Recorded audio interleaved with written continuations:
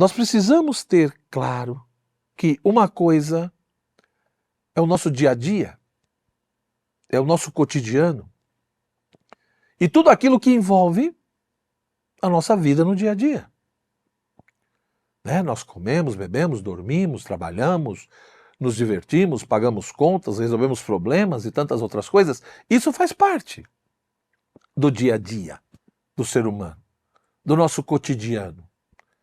E esse cotidiano, esse dia a dia, onde nós nos envolvemos tanto, e repito, acontecem tantas coisas e nós fazemos tantas coisas e somos atingidos por tantas coisas, nós falamos, pensamos, reagimos, mas se você parasse para pensar sobre alguns pontos e elementos do seu dia a dia, será que de fato você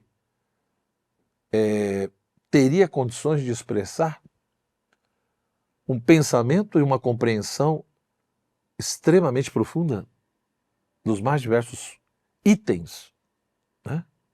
Quantas vezes no nosso dia a dia a gente vira para alguém e diz, não, mas isso não é bom. Outro vira e diz, não, mas isso não é verdade. Mas o que é a verdade? O que é o bem? Meus queridos, isso mostra então que existe, sim, o que alguns autores chamam de mundo do trabalho, que no fundo nada mais é do que isso. A correria do dia a dia, o nosso cotidiano, que, repito, todos os seres humanos estão envolvidos. O grande problema é que nós muitas vezes vivemos extremamente imersos nesse mundo do trabalho. Nós estamos envolvidos com tudo isso e dificilmente nós paramos para pensar sobre o sentido, sobre o significado de coisas que vemos, ouvimos, falamos, pensamos, recebemos, damos. Raramente as pessoas, muitas vezes, transcendem esse mundo do trabalho. Ora, o filosofar, ele quer nos propiciar justamente isso. Não é negar o nosso cotidiano, não é negar a vida comum, isso é impossível. Todos nós temos as obrigações e afazeres da vida, isso faz parte da vida de qualquer homem, de qualquer mulher. A questão é reduzir a existência a esse cotidiano. O problema é quando você reduz a vida humana às tarefas, e sentidos que emergem desse cotidiano, desse mundo do trabalho, das tarefas, dos compromissos. E principalmente quando você não para pensar sobre a origem desses sentidos, desses significados, dessas suposições ou pressupostos que estão subentendidos nesse mundo do dia a dia, nesse mundo do trabalho. Repito, nós expressamos pensamentos, sentimentos, vontades, emoções, nós transmitimos ideias e conceitos, mas como que tudo isso veio parar em nós? Nós nascemos com isso? Como que isso foi processado em nós? E assimilado e estabelecido? E mais que isso, muitas coisas que supomos conhecer, muitas vezes usamos termos e palavras que, se alguém pedir para explicarmos, nós não conseguimos.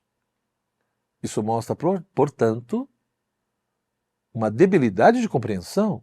E aí se estabelece um risco, porque as minhas ideias, meus pensamentos, sentimentos, conceitos, enfim, tudo aquilo que está na minha mente, na minha vida e que eu uso para nomear, para pensar, para me relacionar, tudo isso interfere, não só no meu modo de ser, na minha maneira de ser, mas também na maneira como eu vejo o mundo e as coisas, na maneira como eu me relaciono com as pessoas e com os seres em geral. As minhas atitudes são condicionadas por isso. Por isso, repito, você pode escolher ignorar tudo isso. Você pode dizer, olha, eu não quero saber disso, professor. Eu vou viver nesse mundo do dia a dia, do cotidiano, do trabalho, eu vou seguir minha vida, pagar minhas contas, fazer minhas responsabilidades, buscar o que eu quero buscar. Eu não estou muito preocupado em ficar refletindo sobre isso. Tudo bem, mas o preço a se pagar é alto. Porque provavelmente você vai ter uma conduta, uma postura, todo um procedimento que vai ser condicionado por várias coisas que você não está disposto a tomar consciência desses condicionamentos. E isso é evidente que pode gerar, né, outras consequências. Então, o filosofar, ele procura justamente fazer o quê? Fazer com que a gente transcenda, ultrapasse esse mundo do trabalho, esse mundo do cotidiano, do dia a dia. Não porque seja intrinsecamente mal, mas é porque a realidade, a vida, a existência não se reduz a isso. E o sentido, muitas vezes, das coisas, eu também não encontro apenas a partir dessa coisa do cotidiano. Mas aí você poderia me perguntar, mas transcender como? Ultrapassar como? Ou seja, eu vou além do cotidiano, do mundo do trabalho, para um outro mundo? Para uma outra esfera? Não, não é isso. Transcender e ultrapassar o cotidiano, o dia a dia, significa você ter essa experiência da admiração, do espanto, né? Ou seja, você continua com o seu dia a dia, o mundo continua aí, você continua com as suas vivências.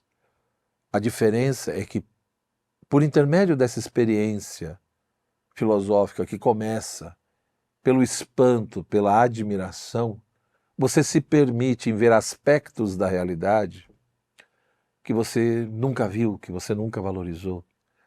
Então, aquelas coisas que, né, sempre estiveram ali, mas que você nunca se deteu sobre elas. Então, transcender esse cotidiano, transcender, né, essas vivências do dia a dia, não é ir para um mundo fantasioso, não é para o mundo do além.